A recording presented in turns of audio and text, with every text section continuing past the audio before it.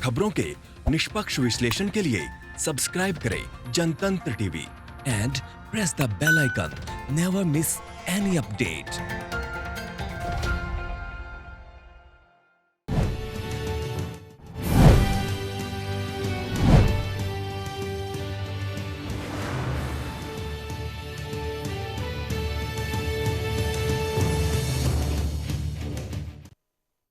नमस्कार, हमारी इस खास पेशकश कौन बनेगा बिहार का बाजीगर में आप सभी का स्वागत है। मैं हूं आपके साथ साहिल धुलिया। तो चलिए शुरुआत करते हैं पहली बड़ी खबर के साथ। आपको बता दें कि अब वोटिंग में सिर्फ हफ्ते भर का समय ही बचा है। ऐसे में संकल्प पत्र, बदलाव पत्र और विजन डॉक्यूमेंट्स जारी किए जा रहे हैं ताकि अपने इन वादों के जरिए जनता को अपने हक में किया जा सके। महागठबंधन पहले ही संकल्प पत्र जारी कर चुका है और अब कांग्रेस ने बदलाव पत्र जारी कर दिया है। तो कांग्रेस के इस बदलाव पत्र में जनता से क्या कुछ वादे किए गए हैं, आप इस रिपोर्ट में देखिए।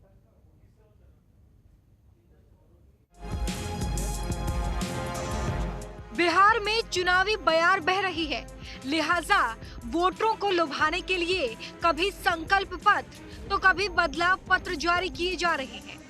जब आरजेडी, कांग्रेस और महागठबंधन में शामिल बाकी के नेताओं ने एक मंत्र साझा किया था और महागठबंधन का संकल्प पत्र जारी करते हुए सरकार बनने पर पहले ही कैबिनेट में 10 लाख बेरोजगारों को रोजगार देने का वादा कर दिया था।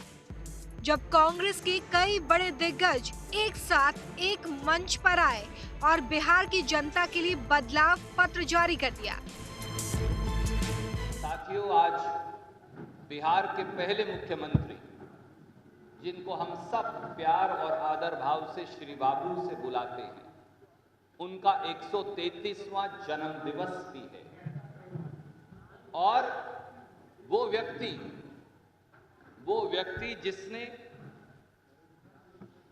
जिसने कर्मयोगी के रूप में बिहार को देश में पहले नंबर पर पहुंचाया था, उन श्री बाबू के 133वें जन्म दिवस पर आज बिहार प्रदेश कांग्रेस एक बदलाव पत्र लेकर आई है ताकि बिहार एक बार फिर उस गौरवमयी इतिहास को जो श्री बाबू के नेतृत्व में बिहार ने पाया था, उसे फिर पाए। कांग्रेस के बदलाव पत्र में बेरोजगारों को 1500 रुपए का मासिक भत्ता देने का वादा किया गया है। 18 महीने में 4 लाख से ज्यादा खाली पड़े पदों पर नियुक्ति का वादा भी किया गया है। केजी से पीजी तक पढ़ने वाली बच्चियों को मुफ्त शिक्षा, सावित्रीबाई फुले शिक्षा योजना को लागू करने का भरोसा दिया गया। इसके अलावा राजीव गांधी रोजगार मित्र योजना, श्री कृष्ण सिंह खिलाड़ी प्रोत्साहन योजना, ट्रैक्टर का रजिस्ट्रेशन मुफ्त कराने का भी वादा किया गया है। इसके अलावा सरदार वल्लभ भाई पटेल पेयजल अधिकार योजना, बुजुर्गों के लिए डॉक्टर राजेंद्र प्रसाद व्रत सम्मान योजना, कर्पूरी ठाकुर सुविधा केंद्र, बिहार देवालय यात्रा योजना, भूमिहीनों को घर मकान देने का वादा, होनहार बेटियों को मुफ्त में स्कूटी, पशुओं के लिए मोबाइल पशु अस्पताल और हरियाणा की तर्ज पर बिहार के युवा खिलाड़ियों के लिए पदक लाओ पद पाओ की योजना का वादा किया गया है। बदलाव पत्र बनाने से पहले बिहार में हर बिहारवासी के दिल की आवाज सुनने की कोशिश की है, जिसका वजूद पूरे देश में बहुत बढ़िया रहता था, चाहे हॉर्टिकल्चर हो, चीनी हो, चावल हो या मधुबनी का पेंटिंग हो या शिक्षा हो। उस बिहार को बुरी तरह से चोट लगी है। एक बदलाव लाके हम बिहार की खोई हुई गरिमा प्रतिष्ठा को वापस कैसे ला सकते हैं। बिहार का रण जीतने के लिए कांग्रेस ने जमकर वादे किए हैं और बिहार के मुख्यमंत्री पर जनता को छलने के आरोप भी मढ़े हैं। सवाल है कि इन वादों के सहारे कांग्रेस बिहार के रण में कितना असर छोड़ पाती है, क्या बिहार का बाजीगर बन पाती है, देखना दिलचस्प होगा। ब्यूरो रिपोर्ट, जनतंत्र टीवी। तो बिहार विधानसभा चुनाव के मद्देनजर तमाम राजनीतिक पार्टियों ने अपने अपने वादे यहां पर जनता से कर दिए हैं। मैनिफेस्टो जारी किए जा रहे हैं, तमाम तरीके के वादे आश्वासन यहां पर जनता को दिए जा रहे हैं और उसी पर ज़्यादा चर्चा के लिए हमारे साथ खास मेहमान मौजूद हैं। राहुल आनंद बीजेपी नेता हमारे साथ जुड़ गए हैं। राहुल जी, आपका बहुत बहुत स्वागत है। सबसे पहला सवाल मेरा, आज जिस तरीके से कांग्रेस ने यहाँ पर बदलाव पत्र जारी किया है उसको किस नजरिए से देखते हैं आप? देखिए, कांग्रेस ने जो अपने बदलाव पत्र को जारी किया है जी, इसको मैं कुछ भी नहीं मानता, क्योंकि जो किसी समय में बिहार का नेतृत्व कर चुकी है और आज वो बिहार में छोटे भाई की भूमिका में नजर आ गई है जी, और उनके मैनिफेस्टो में जिस प्रकार का वर्णन किया गया है, शिक्षा के क्षेत्र में हो या कृषि के क्षेत्र में हो, तो इसमें से कुछ लाइनें तो उन्होंने भारतीय जनता पार्टी के ही लेकर रख ली हैं और जो मैनिफेस्टो में उन्होंने सपना दिखाने का काम किया है उसे हम ऑलरेडी पहले से ही हम इसको धरातल पे लाने का काम कर रहे हैं जी। लेकिन वहीं अगर राहुल जी बात की जाए, जिस तरीके से एनडीए की तरफ से यहाँ पर मैनिफेस्टो जारी किया गया उसमें तमाम वादे किए गए और अब कांग्रेस ने जिस तरीके के वादे यहाँ पर किए हैं उन तमाम मुद्दों को लेकर वादे यहाँ पर किए जा रहे हैं, जिस पर लगातार जो कांग्रेस है वो निशाना साध रही थी एनडीए पर कि इन तमाम मुद्दों को लेकर एनडीए विफल रही है और उन तमाम मुद्दों को लेकर यहाँ पर अब कांग्रेस ने वादे कर दिए हैं। इस पर क्या कहेंगे? देखिए, एनडीए ने अपने मैनिफेस्टो में जो भी वादे किए थे, ठीक है, और हमने अब जो वादे किए हैं दोनों में काफी अंतर है। पहले का किया हुआ वादा हमने उसको पूर्ण किया है। आप देख सकते हैं कि बिहार अपना स्वर्णिम इतिहास लिख रहा है। बिहार एक क्रांतिकारी भूमि रही है जिसमें एक से एक क्रांतिकारी नेतागण यहाँ पर पैदा हुए हैं जो बिहार की गौरव गाथा लिख चुके हैं और एनडीए के सामने अभी विपक्ष कुछ भी नहीं है। और जहां तक मैनिफेस्टो का सवाल है, तो मैनिफेस्टो में हमने बिहार के सामने इतिहास का रखा है। हमने माइनस से शुरू किया था अपने कार्यकाल को 2005 से और आज आप देख सकते हैं कि उस 15 साल में हम कितना आगे बढ़ गए हैं और हमारे द्वारा किया हुआ कार्यों का ये भी कहीं कहीं वर्णन कर रहे हैं।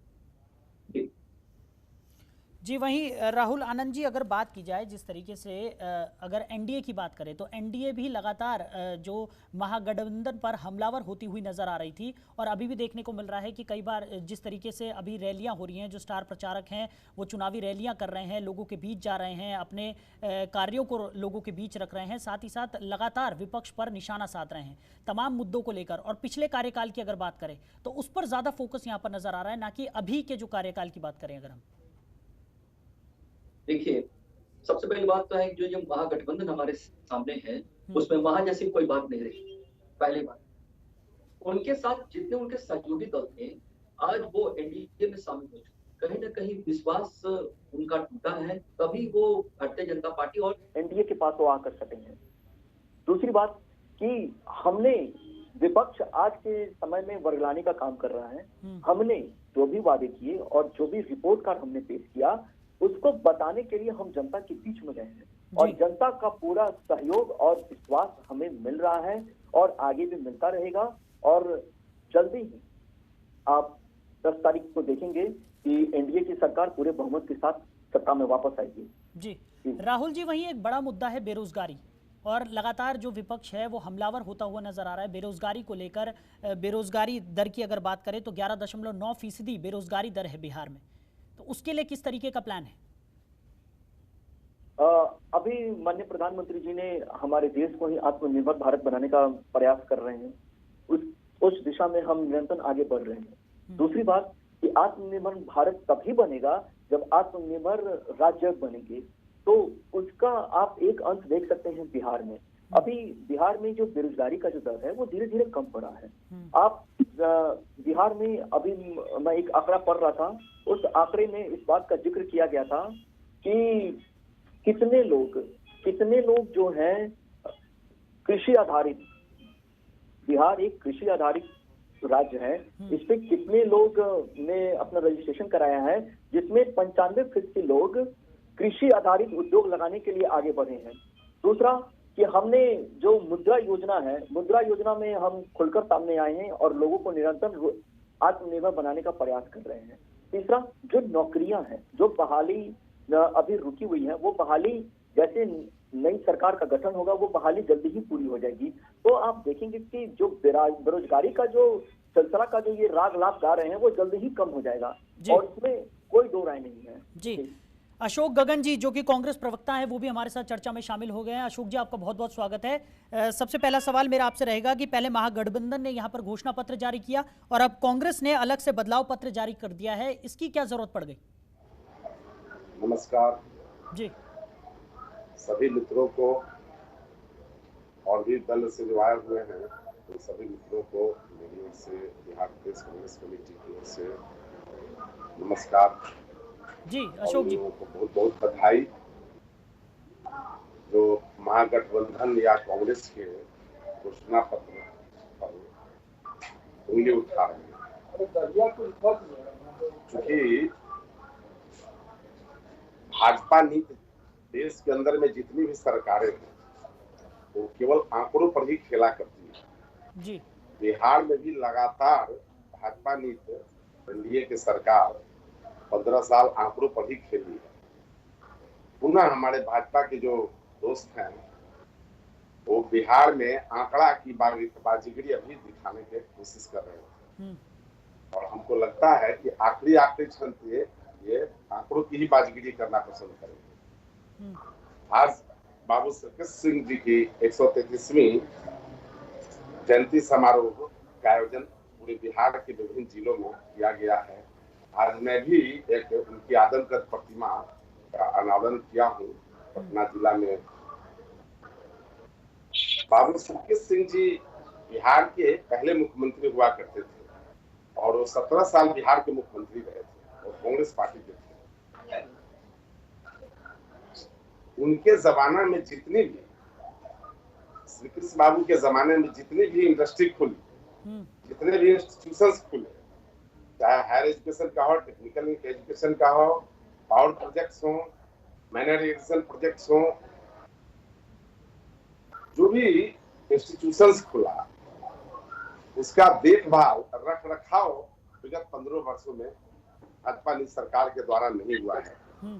बात रह गया युवाओं का रोजगार देने का मामला, अभी क्वेश्चन आ रहा है।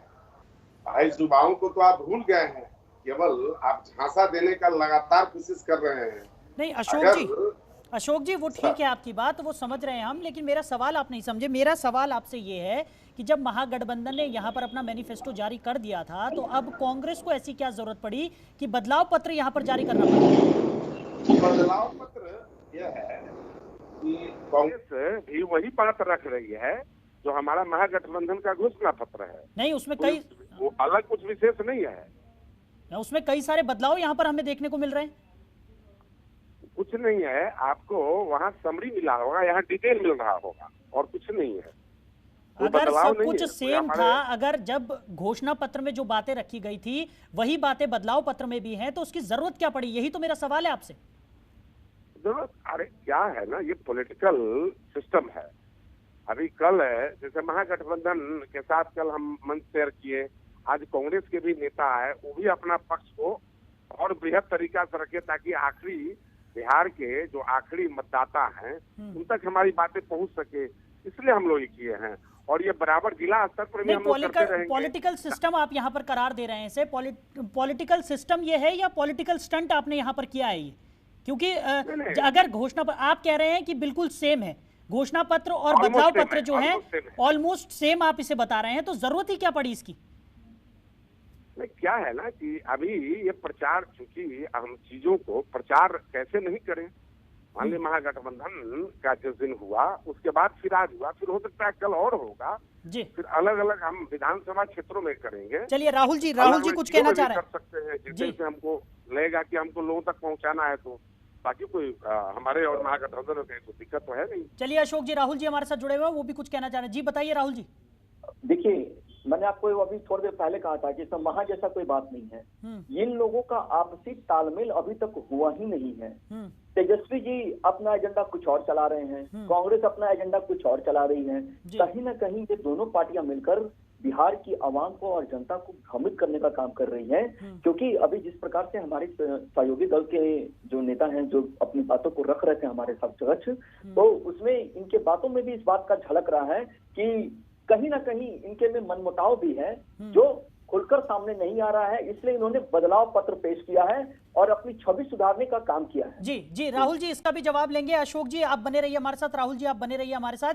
तो यहाँ पर जिस तरीके से देखने को मिल रहा है कि पहले महागठबंधन की तरफ से घोषणा पत्र जारी किया गया और कांग्रेस ने अब यहाँ पर बदलाव पत्र जारी कर दिया है, इसी पर हम चर्चा को जारी रखेंगे। फिलहाल यहाँ वक्त हो चला एक छोटे से ब्रेक का, जल्द लौटेंगे, आप बने रहिए।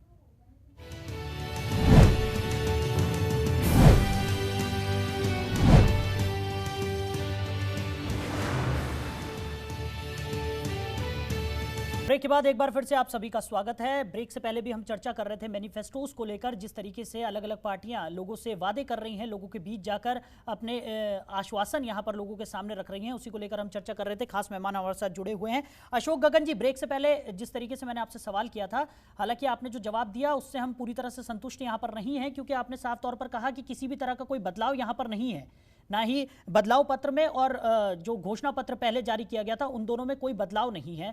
तो एक एग्जाम्पल मैं आपको यहां पर दे देता हूं। 18 महीने में 4 लाख से जो ज्यादा खाली पड़े पद हैं उनमें नियुक्ति की जाएगी, ये बदलाव पत्र में है। और इससे पहले की अगर हम बात करें तो मैनिफेस्टो में ऐलान कर दिया गया था कि पहली कैबिनेट में ही यहां पर जो रिक्त पद हैं उन्हें भरा जाएगा।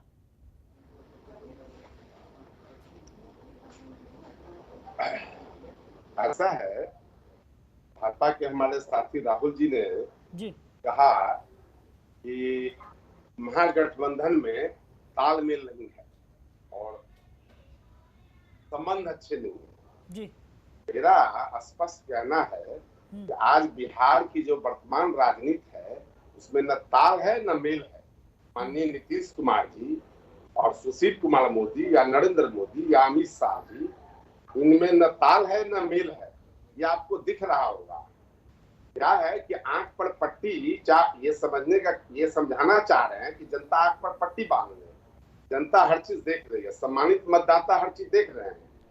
आज स्थिति क्या है, नरेंद्र मोदी का गुणगान लोजपा कर रही है, नरेंद्र मोदी का गुणगान जदयू कर रही है, नरेंद्र मोदी का गुणगान भाजपा कर रही है, और तीनों पार्टियां अलग अलग चुनाव लड़ रही है। ये बिहार के लोगों, बिहार के युवाओं को उनके मुद्दों से भटकाने का, जो मजदूर हैं जिनका पलायन हुआ है, जिनकी रोजी रोटी छीनी गई है, उनके मुद्दों से भटकाने का मामला है। चलिए अशोक जी, ये मान लेते हैं आपकी बात, लेकिन इस वक्त मुद्दे से आप भटक रहे हैं। अशोक जी, इस वक्त मुद्दे से आप भटक रहे हैं। मेरे सवाल का जवाब तो दीजिए। भटकाने के लिए ये कांग्रेस के घोषणा पत्र पर ये गलत तरीका से एक इल्जामात लगा रहे हैं। नहीं तो आप इसका जवाब दे दीजिए कि महागठबंधन। हाँ जी, मेरा सीधा सवाल आपसे है। हमने अपनी तरफ से कुछ नहीं बताया यहाँ पर। अगर हम पहले घोषणा पत्र की बात करें तो उसमें जो चीज बताई गई थी और अब बदलाव पत्र की हम बात कर रहे हैं तो उसमें वो चीज बिल्कुल अलग है। तो इसका जवाब दीजिए ना आप। सर, ये दोनों एक ही चीज है, इसको तो समझने का जरूरत है ना।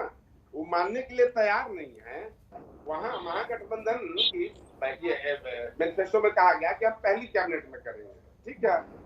फिर आपको अभी हमारा जो कांग्रेस का जो पत्र है उसमें कहा है कि हम 18 महीना में हम उसको कंप्लीट कर देंगे, इतना इस टारगेट जी। तो पहला कैबिनेट में हम ये निर्णय लेंगे और नीतिगत फैसला लेते हुए इमीडिएट इफेक्ट से हम कार्रवाई करेंगे, और पूरा करते करते 18 महीना लगेगा उसको कंप्लीट करते करते। जनमत तो हमको 5 साल के लिए मिलेगा। राहुल जी, आप क्या कहेंगे? तमाम सम्मानित मतदाताओं को 5 साल के लिए सरकार चलाने का अवसर मिलेगा। हम तो 18 महीना का अवसर मांग रहे हैं ना।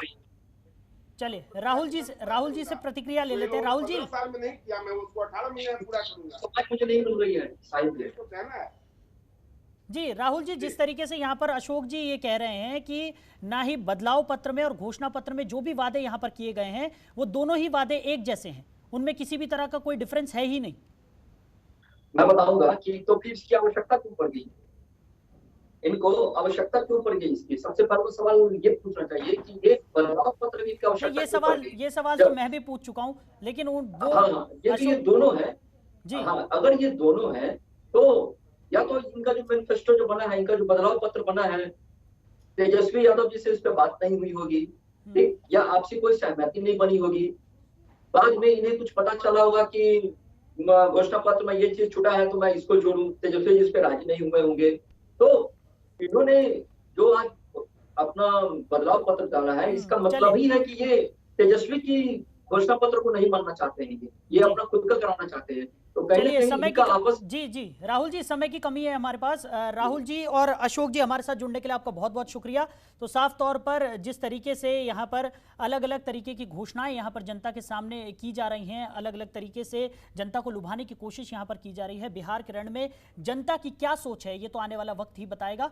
लेकिन फिलहाल यहाँ पर जो तमाम पार्टियां हैं वो जनता के बीच जा रही हैं और लगातार जनता से वादे कर रही हैं। तो फिलहाल इस खास पेशकश में इतना ही। आप बने रहिए और देखते रहिए जनतंत्र टीवी। नमस्कार।